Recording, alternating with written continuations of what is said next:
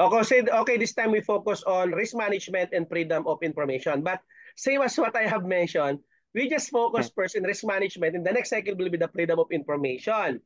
Okay, so Okay. okay, but if you're ready, okay, you may proceed naman with the other one. Okay, organizations are provided with a strategic strategy to discovering, analyzing, and mitigating possible risks and vulnerabilities to their information asset through the implementation of risk management, which is a fundamental component of information assurance and security because it includes a methodical process of comprehending, assessing, and ranking risks in order to arrive at well-informed conclusions regarding the most effective means of managing them within acceptable tolerance level. So to begin the process of risk assessment, the first step is to recognize and classify the potential dangers that could befall the information assets of the firm or organizations. Both internal and external dangers are included in the category. Some example actually of these dangers are cyber assault, data breaches, natural disasters, human mistake, and technical breakdown. So by conducting a thorough risk assessment, companies are able to acquire a comprehensive understanding of the potential dangers they are confronted with and can initiate process of formulating plans to effectively mitigate these dangers. And to give us more details about the topic, let us all welcome our presenter. Go ahead. Good evening, Prof. Good evening, classmate. My topic is risk management and freedom of information. My name is Rodolfo B. Cruz, Fort.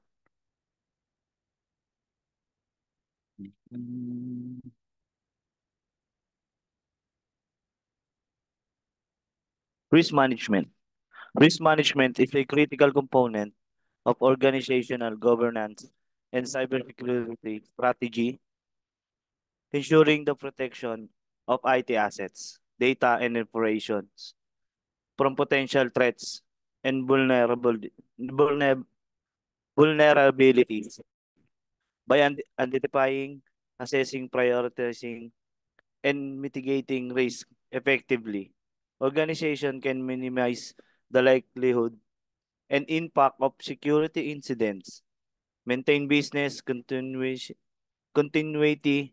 and achieve their strategic objectives in an increasingly digital and interconnected world. These are the examples of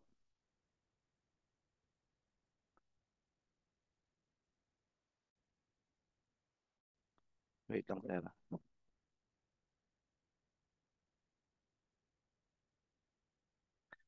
This is the sample of risk management.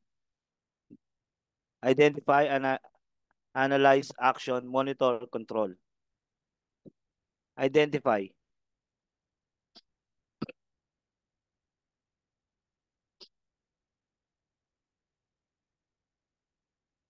Locating potential dangers, weak points, and exposure in that might affect the IT resources and business activities of the company.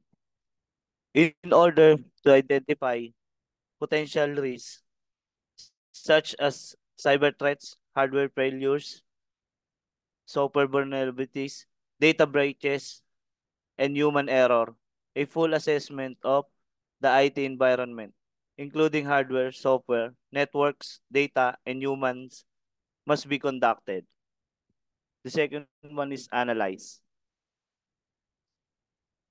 After hazards are identified, they need to be evaluated to ascertain their possible consequences and probability of occurring risk. Assessment entails ranking risk according to their importance to the company by examining the potential outcomes of the risk occurrence as well its likelihood in order to properly assess and rank the risk. This approach frequently uses both quantitative and qualitative analysis tools such as risk matrix, risk heat maps, and scenarios analysis. The second one is action. Organizations must create and implement strategies to mitigate or lessen the possibility and impact of risks that have been identified once they have been assessed. The implementing security controls, encryption, and access controls to guard against cyber attacks is one way risk mitigation strategies can be used in order to reduce the risk of data loss or system failure. Organizations can also put in place redundancy and backup solutions. They can also run training and awareness campaigns to inform staff members about security best practices and reduce human error. The next one is monitor. The monitor is risk management is an ongoing process that requires continuous monitoring and evaluation of the IT environment to detect and respond to emerging risks in a timely manner. Organizations should establish monitoring system such as intrusion detection system or IDS, security information and event management system, and regularly security audits to detect and respond to security incidents and breaches proactively. In the event of a risk, event or incident, organization must have established response plans and procedures to contain the incident, mitigate its impact, and recover operation quickly. And the last one is control. The control is effective IT risk management, requires adherence to relevant laws, regulation, and industry standards governing information, security, and data privacy. Organization must ensure compliance with regulations such as the General Data Protection Regulation or GDPR, the Health Insurance Probability, Portability and Accountability Act, and the Payment Card Industry Data Security Standard to protect sensitive data and mitigate legal and regulatory risks. Additionally, organizations should establish governance structures, policies, and procedures to ensure accountability, oversights, and the transparency in IT risk management.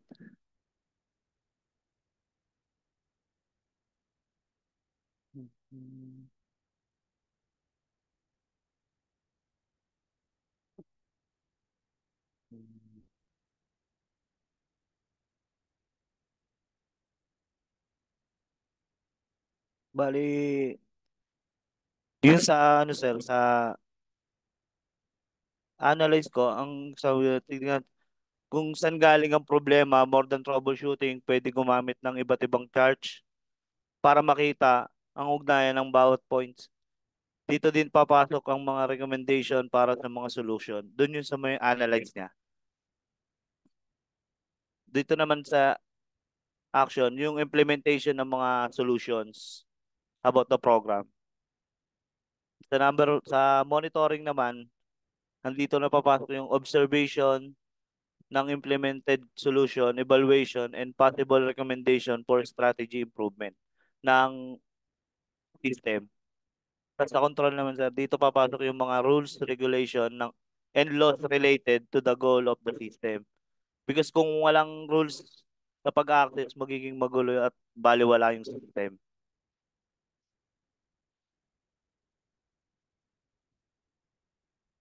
The next one is freedom information.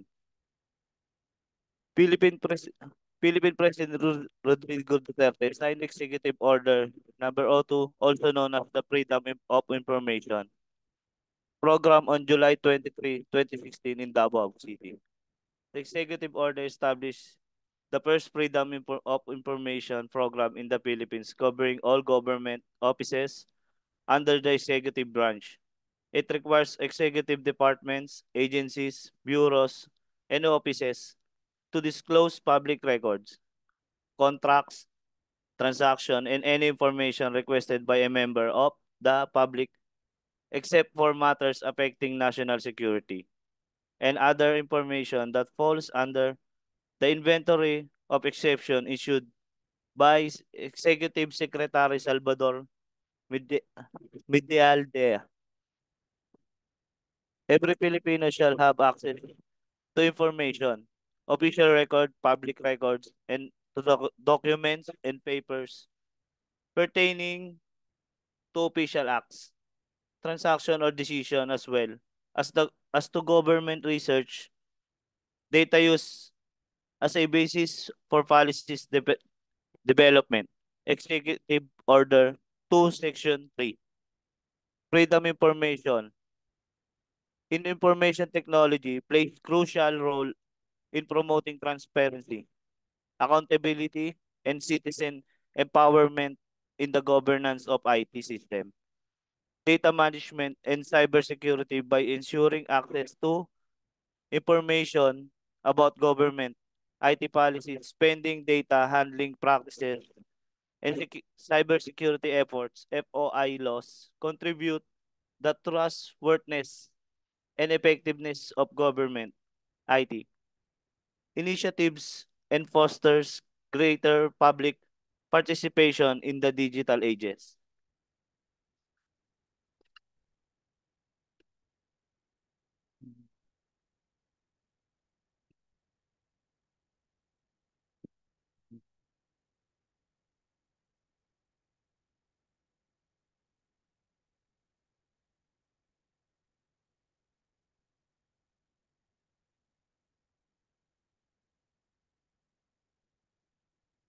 Wait lang, Sarah.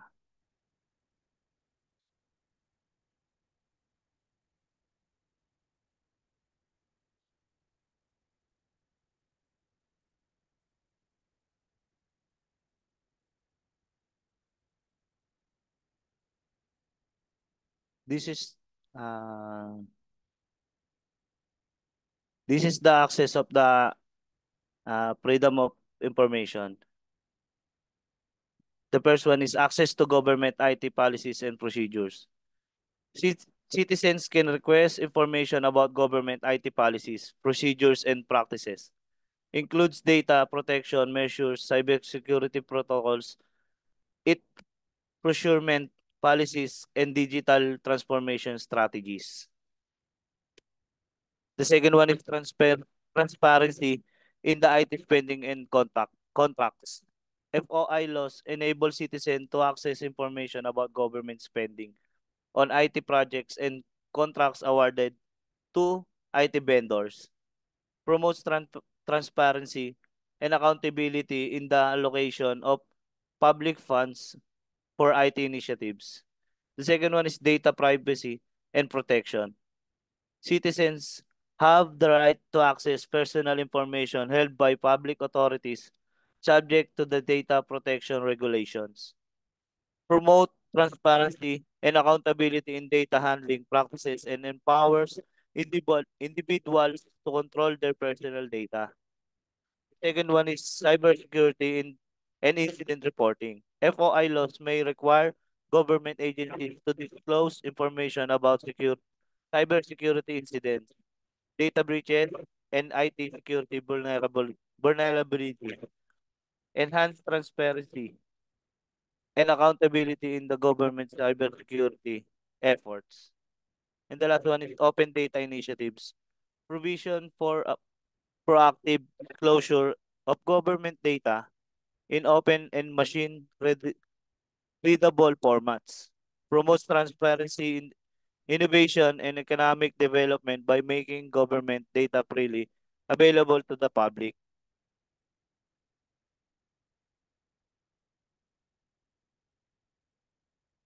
That's all, sir.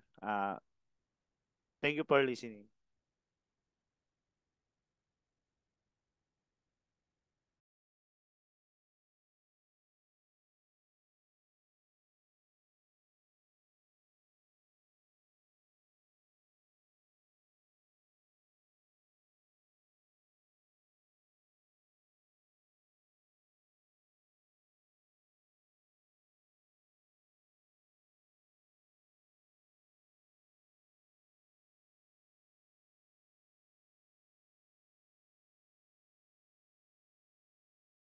Okay. one risk have been identified, the subsequent stage is to evaluate the possibility of them occurring and potential impact they could have on the company. This entails conducting an analysis of the likelihood impact they could of each risk occurring, as well as the severity of the potential consequences that could result from it. So organizations are able to prioritize risk based on their severity and design mitigation strategies that target the most significant threats, first with the assistance of risk assessment techniques such as qualitative and quantitative analysis. After conducting a risk assessment, businesses put risk mitigation measures into effect in order to lessen the possibility of identified hazard occurring and the impact they have. In order to protect against cyber threats, this may involve the implementation of technical controls such as firewalls, as I mentioned, encryption and intrusion detection system. Additionally, administrative controls such as access control, security policies, and employee training programs may be implemented in order to address human factors and incident threats or insider threats rather. When it comes to managing residual risk that cannot be completely mitigated, companies take into consideration risk transfer and risk acceptance as additional techniques in addition to risk mitigation. So risk transfer is the process of shifting the financial repercussions of certain risks to the third party. And this can be accomplished through the use of insurance policies or by outsourcing specific operations to provider organizations who specialize at providing specialized service. So the act of identifying the existence of particular hazard and deciding whether or not to tolerate them is known as risk acceptance. This decision is made based on the risk appetite of the organizations and the resources that are available. In addition, risk management is an iterative process that necessitates the ongoing monitoring and reevaluation of risk all throughout the duration of the process. It is imperative that enterprises modify the risk management strategies in accordance with the changing threat landscape and the emergence of new vulnerabilities. This is necessary to guarantee that these strategies continue to be effective in managing developing risk. One other essential component of risk assessment is the establishment of a culture inside the organizations that emphasizes the need of risk awareness and accountability. So in order to accomplish this, it is necessary to encourage employees of all levels to have a common awareness of the significance of information security and to give them the authority to recognize and report any dangers to the appropriate authorities. So the participation of employees in the process of risk management allows firms to take use of the insights and experience that employees possess, which in turns helps to improve the efficiency of risk in the reduction initiative. The process of risk management includes the documentation and communication of the outcomes of the risk management process to various stakeholders. These stakeholders include senior management, board members, and regulatory bodies. As part of this, it is necessary to keep records of risk assessment, mitigation methods, and incident response plans. Additionally, it is necessary to provide regular updates on the risk profile of the company and the efficiency of the risk management activities. In a nutshell, risk management is an all-encompassing approach to information assurance and security that enable businesses to proactively discover, evaluate, and mitigate possible risks and vulnerabilities to their information assets. So, organizations are able to decrease the chance of security events and the impact they have by methodically managing risk and adapting suitable controls and procedures. This allows them to protect their important asset and preserve trust and confidence among stakeholders. So I think that's it for the risk management.